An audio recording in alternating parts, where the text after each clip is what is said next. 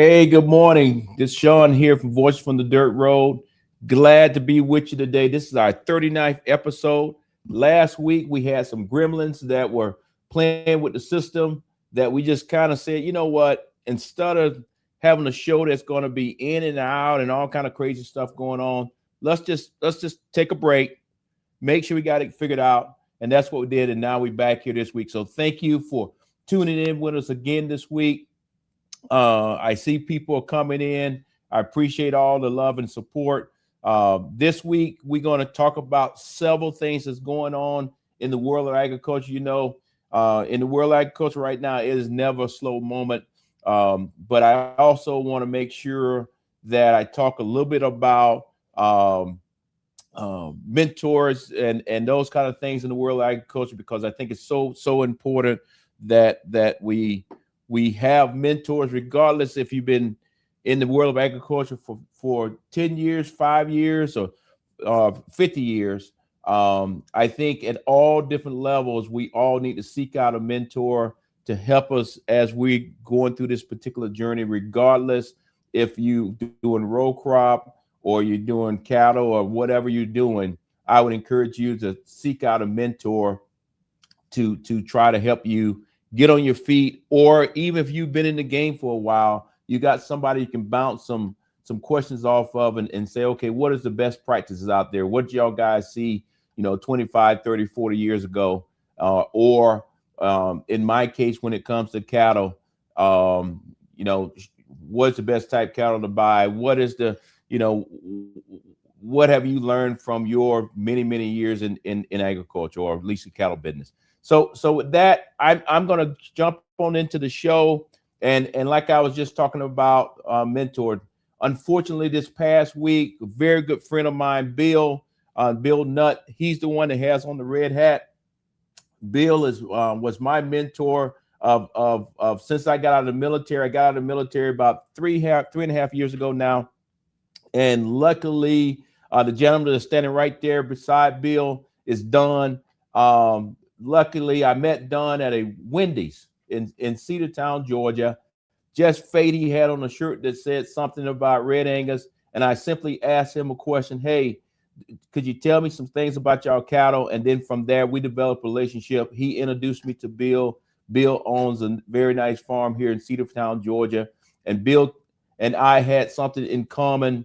Both of us were cattle farmers or cattle producers, but more importantly, both of us had spent time in the military, and both of us had actually graduated from the United States Army War College up there in Carlisle, Pennsylvania. And from that relationship, Bill and I built a very strong mentor-mentee relationship. Bill took me under his wing. If it wasn't for Bill and Don, this farm that I'm actually talking to you this morning from would not exist. We would be getting it together, but we couldn't pull off all the things that we did so very quickly. And what I'm proud to say is the cattle that's actually on this farm, the first 5 cows that I purchased, two of those cows came from Bill, 3 of those cows came from Don. And Bill allowed me to go right to his farm, go out there with the cows with him, and pick what I wanted. That right there is priceless. And then from that point, Bill took me up to Red Hill. That picture there, as you see there, is our friends up in Red Hill, which is another awesome farm that caters to Red Angus cattle. And from that, introduced me to the whole community. So I just wanted to take time this morning and say thank you to Bill. After we finish this show today, we'll be going up to the military cemetery in Canton and laying Bill to rest. But I thought I would take the time this morning and say thank you to Bill for his great service to our country. Also to all the farmers and ranchers throughout the great state of Georgia, but really throughout the United States, that Bill has mentored and helped across the board. He would truly be missed. And Janet, anything you need, the answer is always going to be yes. So with that, Bill, rest in peace. And I look forward to he's being buried with full military honors today, and I look forward to be out there and witness the greatness of Bill. With that being said, let me move on now to a update on what's going on here on the farm. I just talked about Bill and Don. Pretty much every cow on my farm, except two that I got from Berry College University, either Bill or Don has been with me when I actually purchased the cow. That's the relationship that we have, and that's awesome. And I just ask or would advise any farmer or young person or anybody that's starting to get into agriculture is, as you go out and purchase your farm or whatever you're going to do, at that same time, spend the energy trying to find you a mentor that can actually help you get on your feet. But here on the farm today, I want to just talk just very briefly, because people are always asking me about Snowflake. Yes, you don't supposed to name your cows and all those kind of things, but Snowflake is Snowflake. My wife named her. The grandkids love her, but Snowflake is actually on baby watch. So Snowflake should be having her calf on September 3rd. That's a picture of her out there with the rest of the herd. And like I said earlier, pretty much every last one of my cows that's on the farm, except the two black Angus, every last one of those cows have some kind of connection back to Bill Dunn or Red Hill Farms, or other Red Angus farms throughout this region. So with that being said, we're going to be, as soon as I finish this show this morning, I got to go out and feed up and check on them. And as Snowflake goes through a journey, we'll post that and kind of go from there. As you can see there, one of the things that Bill taught me is make sure that when you picking cattle, you got to have great feed, great udders, got to have all those kind of things. But Sean, you want to make sure you got a cow that's docile. You don't want something that's going to hurt you. So as you can see there, one of my black Angus cows that I got from Berry College just walks right up to me, and as you can see, Snowflake just lets me walk up to her and love on her. So those are just some little notes that Bill has passed on to me that I would pass on to other farmers and generations to come. But stay tuned on all of the different platforms that we have. Obviously, y'all guys know we'll be posting about Snowflake. She is the first one that should be calving this calving season, and then everybody else on the farm is also pregnant. And we'll go through that process and kind of go from there. But one of the reasons why Snowflake is calving now, which is a little early for us, is because she missed last time. And when I say she missed, when everybody else did the artificial insemination and they got pregnant, for whatever reason she didn't. But we brought in a cleanup bull and she got pregnant by that bull, which was awesome. So now our cycle is a little off. Things happen, but you learn from that. One of the things that I am now re-looking at, it used to be a point that if a cow did not get pregnant, I immediately sold it and moved on. Right now, y'all guys know cattle prices are very high. When we sell, we make very good money. But guess what? When you now try to buy back, it costs you a lot of money to replace that cow. So I done moved to a position now that if one of my cows don't actually get pregnant during the first round, that's not necessarily saying that that's going to be the trigger that's going to get off the farm. What I'm looking at now is saying, okay, we're just going to have a fall calving season and a spring calving season. So we'll just continue to work it, because our farm, or my farm, is still in the process of growing. I want to get up to 20 mama cows, and then have it where when we have the 20 mama cows, all 20 mama cows are having calves roughly in the same 30 to 40 day period, and then we'll be able to sell them off and kind of go from there. So that's the update on the farm.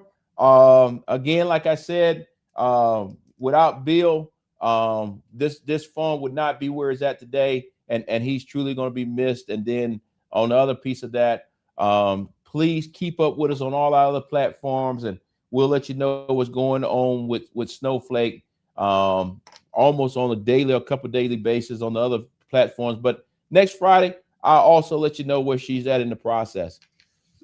In other news that's going on in the world of agriculture, as y'all guys know, it seems like the United States right now and Canada is exploding with wildfire. I think today, when Later on today, it's going to get roughly right at 100 degrees here in Georgia. And throughout the United States, we're in a heat situation, major droughts going on. Yes, we've been getting rain, but other places hadn't been getting the rain. But the spinoff of that is many places right now that's actually out west that are completely on fire. Got a shortage on firemen and a shortage on other things that are happening.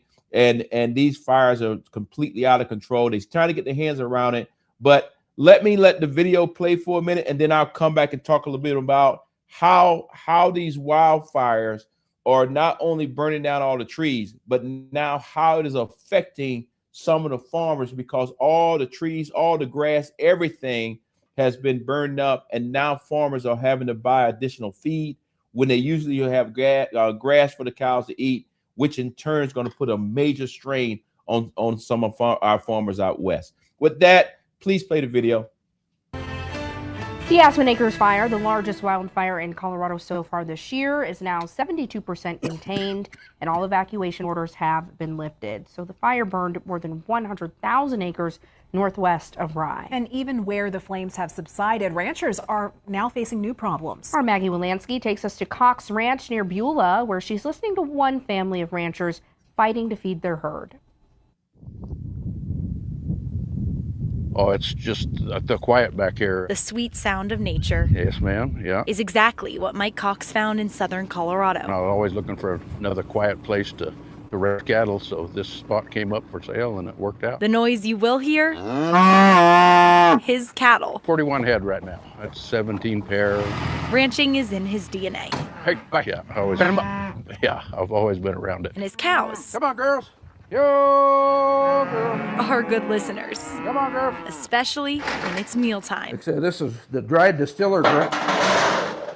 It's 28% protein. They all want a front row seat for lunch. Let's give one of you guys some love. Here you That's the go. bull. And Mike knows meals are essential. Yep. Yeah, you won't find a skinny one in there. But food is turning into a massive expense. It's over doubled in cost, and I'm going to have to feed year round now until I get some spring green up come next year. And that peace and quiet Mike came here for? Oh, never. Yeah, never, nothing like this. Turned into a storm of flames last month. The cracking and popping of some of the trees exploding. It was like a jet engine, just the roar of it. His animals and his home are okay, but not his land. I would say easily 3/4 or more of my property out of the 306 acres. That's 250 at least is burnt. Mike said normally his cattle would be grazing out on this land, but as we're following him, we're gonna see the damage from the Aspen Acres fire. Everything's torched. It's a blanket of burn. Those were all ponderosa pine with good shade and cover. Now it's just black sticks. And a burden Mike is navigating. Oh, geez, I'm thinking probably around in that 40 grand neighborhood because of the price of the hay. He knows there could be some tough choices. The possibility is that I may have to sell some of these cattle just because you can't continue to feed them at that price. While the silence has returned to this burnt land. It's going to take over a year at least minimum, and that's with good moisture. If you listen closely, you can hear what matters most. Oh, yeah, without a doubt. The sound Something you love. of pure strength. You're born and raised into it. You just, it's not a hard decision. It's easy to do. With photojournalist David Tay, I'm Maggie Wolanski, Denver 7. Beautiful area. Yeah, as you can see, you know, farming is a God-sent occupation, is a labor of love, but it is always ups and downs. And what I loved about that news report is it got to the heart of the matter of not just telling us about the forest or the fire itself, but it was talking about the second effect of it, the impact and how it is affecting farmers. You know, obviously people lost their houses and pray for them. But on top of that, how is it affecting the farmers where now his cows were safe, made it through the fire, but now it has no grass for him. So he's having to come out and spend extra costs. And you heard what he said. At that rate, he may not be able to keep that herd completely, have to sell some of those cows off. So again, with everything that's going on in agriculture on the ranching side of it or the cattle side of it, is we're trying to grow the herd, but with all the different natural disasters that happen all over the country, we are in a situation where the herd is still getting smaller and smaller and smaller. So we'll do an episode where I talk about keeping heifers back to try to grow the herd, but then also the pressures that are actually out there on the farmers to try to grow the herd so that we can actually feed the American people and all those kind of things.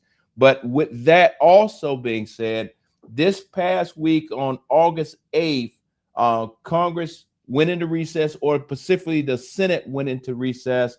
They worked extremely hard inside of the Ag Committee to get the Farm Bill passed. I want to make sure that everybody understand that Democrats and Republicans worked extremely hard to get the Farm Bill passed. However, they could not get it out of the committee before they went on recess. Now, they will be going back in session on September 15th. That this is normal. They're all at home right now, campaigning for the ones that are running, and then the others are at home, like actually just talking to the voters. But the piece I want to talk about here is because you're going to hear out there about the Farm Bill. Now, I would tell you, since the day I walked out of the military, I've been talking about the Farm Bill. I've been saying we need to get the Farm Bill passed. We got to take care of our farmers. But at the same time, on this show, we have talked about the other portion of the Farm Bill is also the SNAP program. And that SNAP program is the program that actually takes care of our least of us, which is our kids that don't have much, and mainly our seniors. And right now it's just a disagreement between philosophies. I know for a fact that the Democrats and Republicans, everybody agree that we need to get the Farm Bill done, because the last Farm Bill that we had is based on 2018. Those prices that are built into that Farm Bill are not meeting the needs of the natural disasters that we just talked about and other things. But on top of that, the disagreement at this point right now, everybody agrees that we need to pass a Farm Bill and take care of our farmers, period. That piece is done. The fight now is the Republicans, and I don't even want to say it that way, but the Republicans want to have 1 year so that the states can prepare for new rules that they're going to have put in place for SNAP, for people to receive SNAP if it's some errors. The Democrats are saying, hey, 1 year is not fast enough. Let's give the states 2 years to get their systems in place for errors. And that is the divide right now. What I think is going to happen is because all of our senators are at home, I think what's going to happen is because they're hearing it from both sides of the house saying, hey, guys, let's get some adults in the room. And I think probably what's going to happen is we're going to move that thing back to 2 years. That gives every state out there time enough to put their systems in place and potentially even have to hire some additional people because it's going to cost additional paperwork. But you can take care of the least of us and at the same time take care of our farmers. So with that, we'll see what's going to happen. I'll keep you updated. But I think we actually have a video right before they actually left out. And I think in there you're going to see one of our senators from the great state of Georgia, because he's actually on the Farm Bill. U.S. senators go into recess today with time to think about how to reintroduce a farm bill that can actually make it across the finish line. Hello, I'm Tyne Morgan. Haley Bickelhaupt has the day off. Now, this comes after the Senate Ag Committee failed last week to get Farm Bill 2.0 passed. Michelle Rook has perspective on the SNAP snag that is the main sticking point. The Senate Ag Committee failed to advance the Farm Bill on a 10-11 party vote.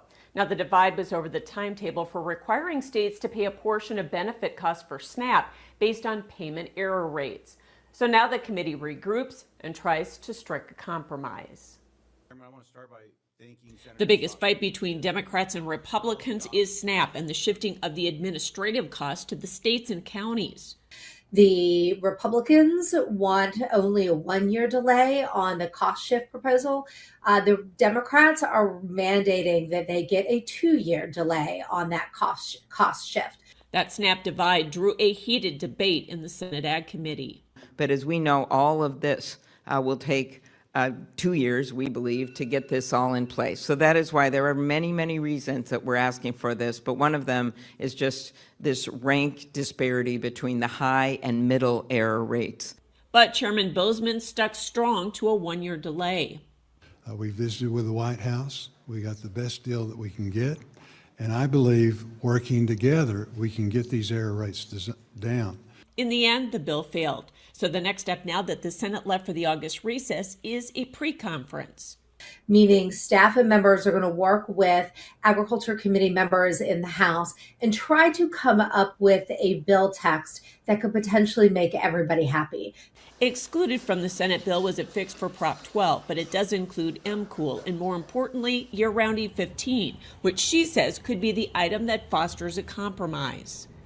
That is something that we know a lot of Democrats wanted and a lot of Republicans wanted. The return of Senator Mitch McConnell from rehab will also get the Farm Bill out of the committee, although it does not ensure passage. McConnell coming back to the Senate is absolutely going to be moving that bill forward out of committee, but they still have to come to agreement on the SNAP provisions or they will never pass this bill on the floor. Senator Boozman says he's committed to getting the bill out of committee after the August recess. But there's no reason that we can't work together, leaving hope for passage in the full Senate by the end of the year. I'm Michelle Rook reporting for Ag Day.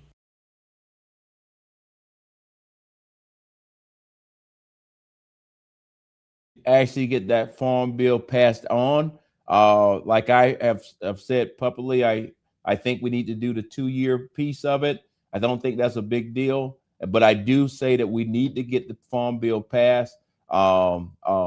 Because right now, if it goes out at the 1 year, when it gets onto the full Senate, they're not going to have the votes to pass it, and that's hurting farmers and that's hurting everybody across the United States. So we'll continue to watch that very closely. But inside of that, this particular farm bill, it is, and we'll talk about this a little bit next week. But it is proposals in there that talks about origin of where your product was actually born, raised, and slaughtered.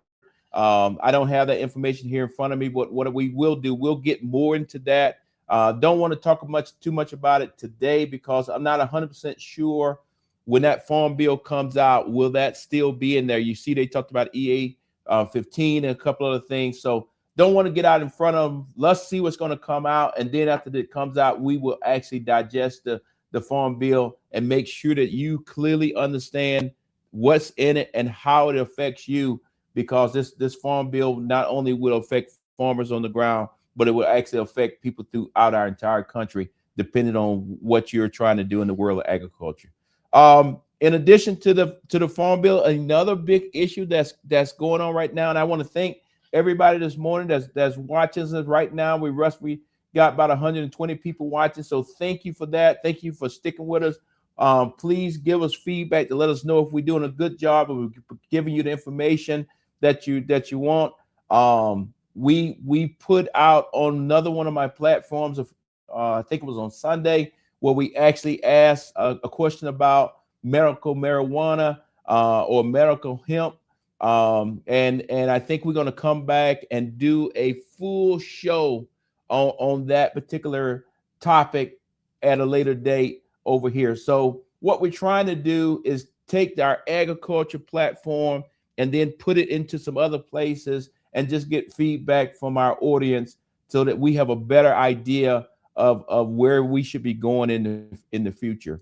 But what I was going to say is right now we do have a situation in the United States that touches a couple things. One, the decision has been made that beef from Mexico will be coming into the United States. It will be inspected, or it's supposed to be inspected. Let me rephrase that. It will be inspected, but it starts on August 24th. So in just a few weeks, because today is the 14th. So in a few weeks, they'll have the systems are going to be in place, and that beef will start coming in. With that being said, I'm not too concerned about that. I'm not that concerned about it, but I am concerned that we still have the screwworm situation that's going on. But at the end of the day, this beef will be coming in. But in addition to the beef coming in, we have already had beef that came in from Argentina, not the cows. Let me back up, make sure everybody clearly understand what I'm saying. what you're going to see that's coming in from Mexico will be cows that are still living, and then they will be processed here in the United States, because many of the cattlemen that I'm a part of the Cattlemen Association, they have built their farms and operations based on that cattle coming out of Mexico. And since the border has been closed down for well over a year now, they are in the hurt locker, and it's time to open the border back up and support them. But at the same time, make sure that we have the safety things in place. The other piece I want to touch on before we go to the video on this is just this past week, we had a situation where just beef, not the cow. The cow has already been slaughtered. Now it's the beef.